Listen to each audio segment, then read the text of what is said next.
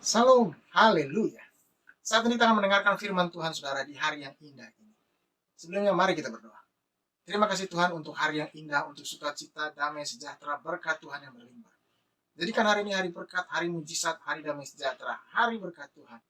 Urapi kami dengan urapan kuasa Roh Kudus, berikan damai sejahtera, berikan sukacita. Semua yang bukan dari Tuhan kami patahkan dalam nama Tuhan Yesus, dalam nama Tuhan Yesus, dalam nama Tuhan Yesus. Berikan hikmat, kebijaksanaan, akal budi pengertian, supaya kami boleh mengerti akan firman-Mu dan menerima semua berkat yang luar biasa.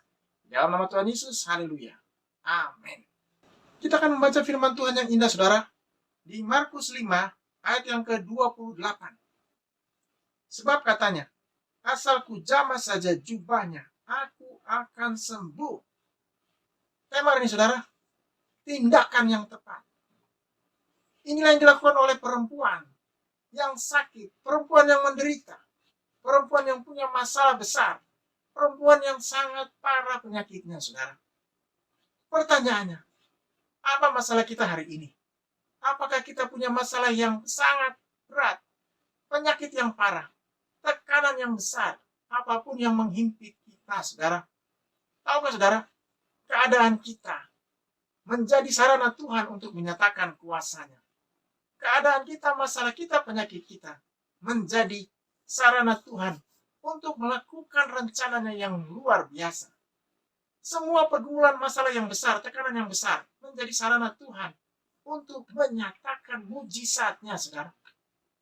Kita akan lihat di sini beberapa hal yang indah yang akan memberkati kita, membuat kita semakin hari semakin luar biasa, semakin indah, semakin diberkati Tuhan. Yang pertama, di Markus 5, ayat yang ke-25, adalah di situ seorang perempuan yang sudah 12 tahun lamanya menderita pendarahan. Perempuan ini dikatakan menderita pendarahan selama 12 tahun. 12 tahun bukan waktu yang singkat. 12 tahun waktu yang sangat lama, saudara. Dan membuat dia sangat menderita. Pendarahan setiap hari. Saudara bisa bayangkan ada orang yang pendarahan setiap hari. Seorang wanita. Dia masih hidup hari ini, saudara. Itu mujizat. Dia masih bisa bernafas. Dia masih kuat. Dia masih bisa melangkah. Dia masih bisa bicara. Dia masih bisa melakukan aktivitasnya. Itu mujizat, saudara. Itu berkat Tuhan. Itu anugerah Tuhan. Jadi mujizat sudah terjadi kepadanya. Setiap hari Tuhan memperpanjang nafas hidupnya. Tuhan memberikan dia kemampuan. Tuhan memberikan dia kekuatan. Tuhan memberikan dia umur untuk hidup. Jadi hari ini kalau ada orang yang tidak bersyukur, orang yang bersungut-sungut, orang yang suka memakai mulutnya untuk menyebar kebencian, menyebar berita bohong, berita hoax, orang yang masih dendam, itu artinya dia tidak menghargai hidupnya. Dia tidak menghargai hidup yang Tuhan berikan.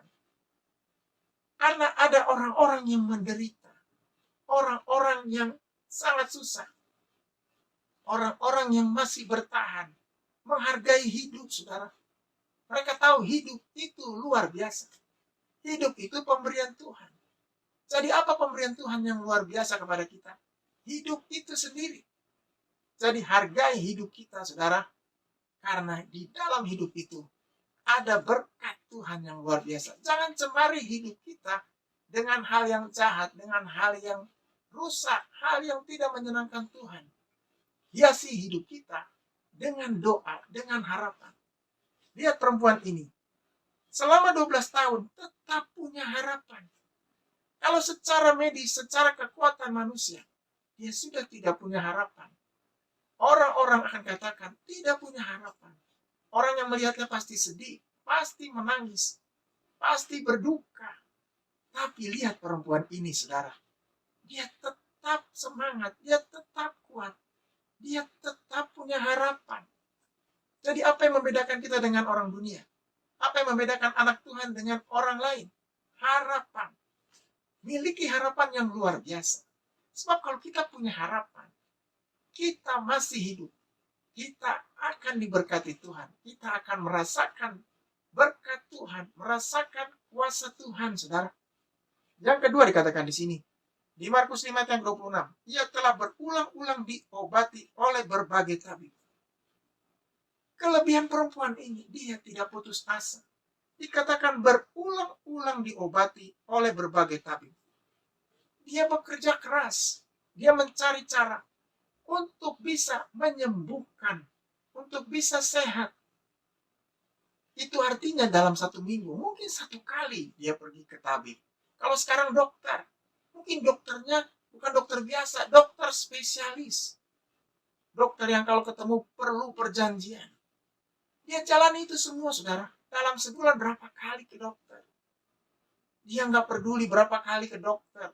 Dia nggak peduli capek. Dia nggak peduli berapa kali didiagnosa, berapa kali diperiksa, berapa kali minum obat. Dan mungkin obatnya banyak sekali.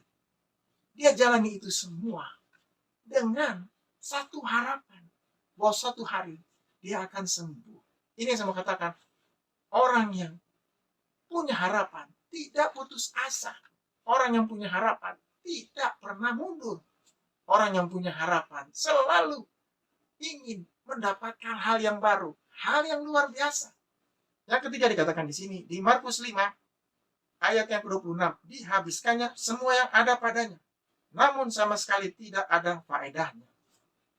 Lihat, ternyata perempuan ini bukan perempuan biasa. Dia perempuan berada, punya uang, ada uangnya, saudara. Buktinya, dia bisa berobat, dia bisa berulang kali berobat, dia bisa memeriksakan tubuhnya, penyakitnya.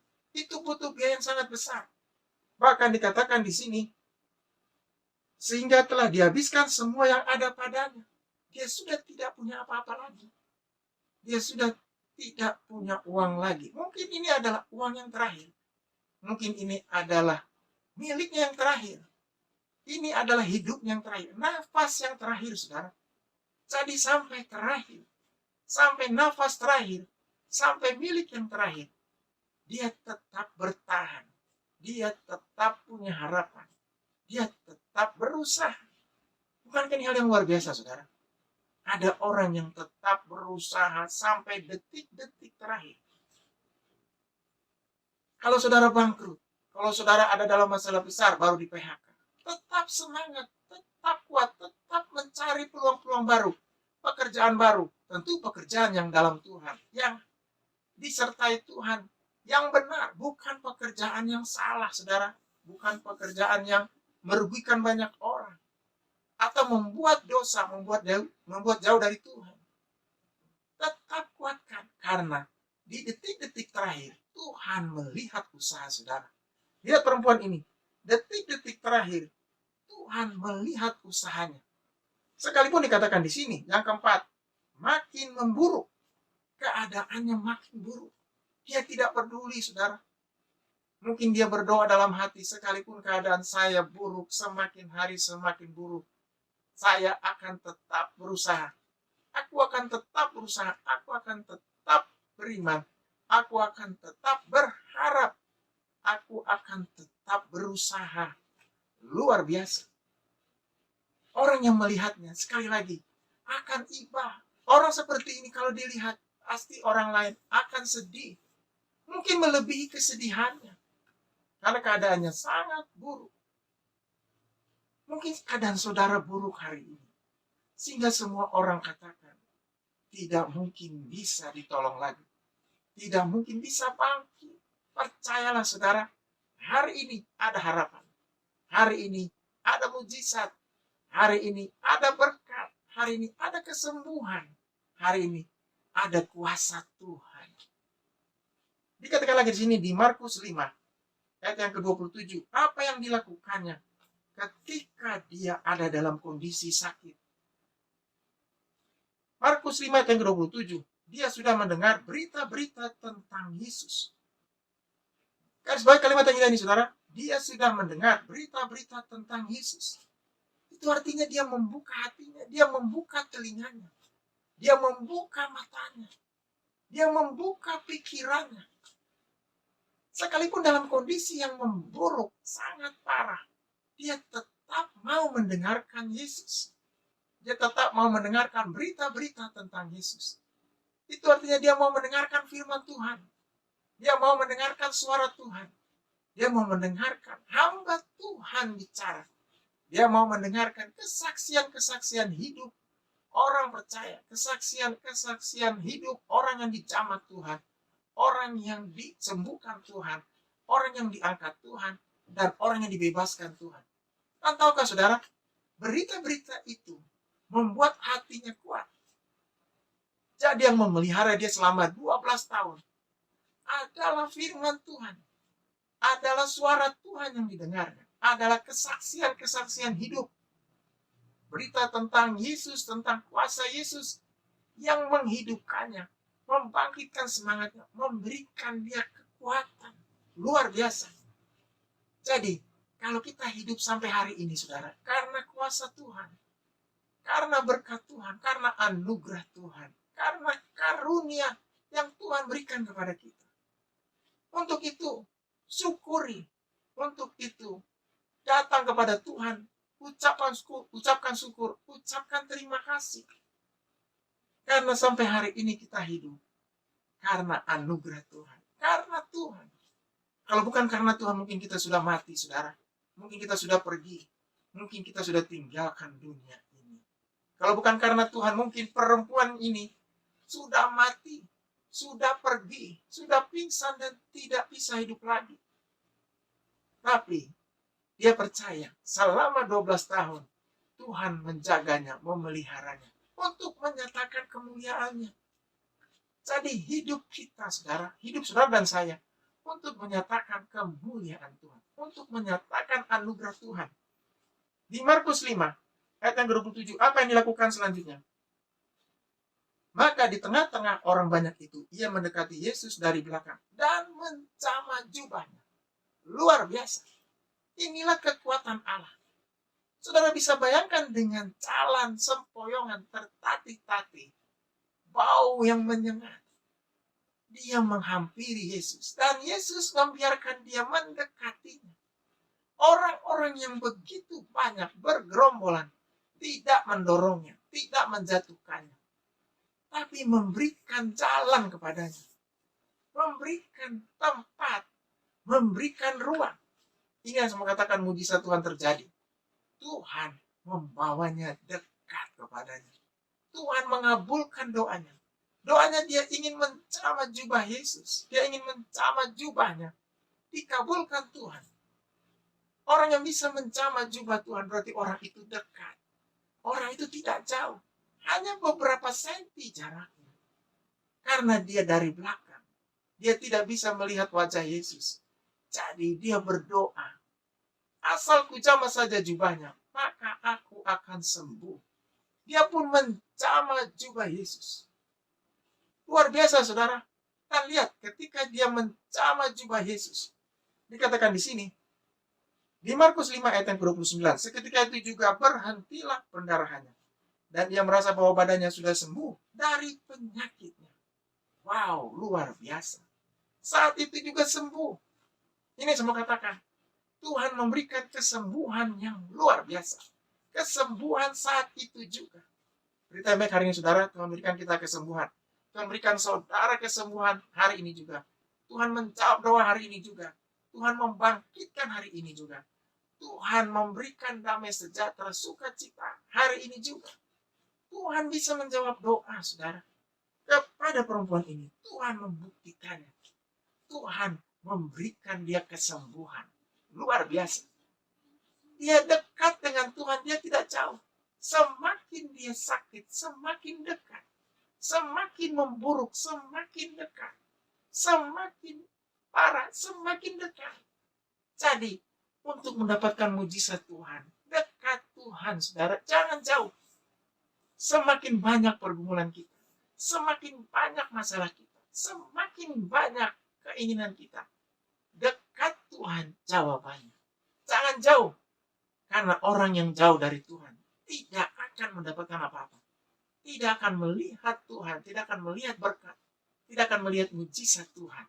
Tetapi orang yang dekat Tuhan akan diberkati, akan kuat, akan mampu melewati semua masalah pergumulannya. Bahkan mendapatkan berkat, mendapatkan jawaban, mendapatkan kemenangan. Bahkan bahkan lebih dari sekedar pemenang, saudara. Luar biasa. Dikatakan lagi di sini, di Markus 5, ayat yang ke-30. Yesus bertanya kepada orang-orang sekitarnya. Pada ketika itu juga Yesus mengetahui bahwa ada tenaga yang keluar dari dirinya. Lalu ia berpaling di tengah orang banyak dan bertanya, siapa yang menjamah jubahku? Ada kuasa yang besar keluar dari tubuhnya, saudara. Yesus tahu ini kuasa yang hebat. Kuasa yang luar biasa. Dijawab oleh murid-muridnya. Engkau melihat bagaimana orang-orang ini berdesak-desakan dekatmu. Dan engkau bertanya, siapa yang menjamah aku? Murid-murid tidak tahu. Murid-murid bilang, semua orang menjamah. Semua orang desak-desakan. Mungkin salah satu dari mereka. Di Markus 5, ayat yang ke-32. Lalu ia memandang sekelilingnya untuk melihat siapa yang telah melakukan hal itu. Lihat, Yesus tetap ingin tahu siapa yang melakukannya. Yesus tahu orangnya ada di dekatnya. Orangnya harus mengaku. Orangnya harus bicara. Dia ingin tahu siapa orangnya. Tahu saudara bahwa Yesus ingin tahu siapa yang ada di dekatnya. Siapa yang sudah dijawab doanya. Orang itu harus bersaksi. Itu artinya orang itu harus bersaksi. Orang itu harus mengaku di hadapan Tuhan. Orang itu harus bersyukur di hadapan Tuhan. Mungkin saudara orangnya saat ini saudara harus datang kepada Tuhan. Mengaku dengan mulut dan percaya bahwa Tuhan sudah menjamah saudara. Tuhan sudah memberikan sukacita, memberikan damai sejahtera. Lihat perempuan ini. Di Markus 5 ayat yang ke-33. Perempuan itu menjadi takut dan gemetar ketika melihat apa yang telah terjadi atas dirinya. Tampil dan tersungkur di depan Yesus dan dengan tulus memberitahukan segala sesuatu kepadanya. Dengan takut dan gentar, dia memberitahukan kepada Yesus apa yang terjadi. Kesembuhan yang sudah didapat. Luar biasa. Ini kan luar biasa, saudara. Jadi dia datang dengan gentar di hadapan Yesus dan mengakui semuanya. Luar biasa. Akhirnya dia mengakui. Ini yang saya mau katakan. Orang yang mengakui kebesaran Tuhan, kehebatan Tuhan, kedahsyatan Tuhan, diberkati Tuhan, dipakai Tuhan luar biasa. Diutus Tuhan untuk menjadi alatnya. Lihat apa yang dilakukan. Dikatakan kepada perempuan ini. Di Markus 5, ayat yang ke-34. Maka katanya kepada perempuan itu, hai anakku, imanmu telah menyelamatkan engkau. Pergilah dengan selamat dan sembuhlah dari penyakitmu. Luar biasa. Inilah pujian Yesus kepadanya. Yesus mengakui imannya. Iman yang sudah menyelamatkannya. Iman yang sudah menyembuhkannya. Hari ini, Tuhan lihat iman kita. Apakah iman kita ada padanya? Apakah kita masih mendengarkan suaranya, saudara? Masih percaya. Orang yang percaya kepada Tuhan akan sembuh, akan bangkit, akan dijawab doanya, dan akan menerima hidup yang luar biasa, hidup kekal. Hari ini, biarkan iman kita ada di hadapannya, dipersembahkan kepadanya. Semakin hari, semakin luar biasa, semakin dekat Tuhan. Orang yang dekat Tuhan, diberkati Tuhan. Firman Tuhan berkata, hanya dekat Allah saja aku tenang. Daripada nyala kekuatanku, gunung batuku, kota bentengku. Aku tidak akan goyah. Haleluya. Saat ini, kalau saudara ingin didoakan, ingin disembuhkan Tuhan, ingin dijawab doanya, ingin diangkat Tuhan, ingin membawa semua pergumulan masalah kepada Tuhan, ingin menyerahkan semuanya kepada Tuhan, ingin minta jalan keluar, ingin menerima Tuhan Yesus sebagai Tuhan dan Juru Selamat. Dimanapun saudara berada, taruh tangan saudara di dada, angkat tangan kirimu. Mari kita berdoa. Terima kasih Tuhan untuk hari yang indah, untuk sukacita, damai, sejahtera, berkat Tuhan yang berlimpah. Hari ini Tuhan melihat setiap hati, setiap tangan yang terangkat, Tuhan menjamahnya, memakainya, masuk ke dalam hatinya, memberikan damai, sejahtera, sukacita, kemenangan-kemenangan yang besar, bahkan lebih dari sekedar menang. Firman Tuhan berkata, bila-bila Tuhan Yesus sudah menyembuhkan yang sakit, di dalam nama Tuhan Yesus, yang sakit sembuh, bangun, kembali bangkit, kembali menjadi berkat. Tuhan lihat iman mereka. Tuhan menjawabnya. Saat ini juga kesembuhan terjadi, mujizat Tuhan terjadi, jawaban doa, damai sejahtera Tuhan terjadi. Tuhan melawat keluarga mereka, pekerjaan mereka, pelayanan mereka. Semuanya diberkati Tuhan. Semuanya dalam kasih Tuhan, dalam kuasa Tuhan, dalam penyertaan Tuhan yang luar biasa. Di dalam nama Tuhan Yesus, jadikan hari ini hari berkat, hari mujizat, hari damai sejahtera, hari kuasa Tuhan. Dalam nama Tuhan Yesus. Haleluya. Amin. Tetap semangat saudara, tetap kuat. Tuhan Yesus memberkati kita. Haleluya. Haleluya.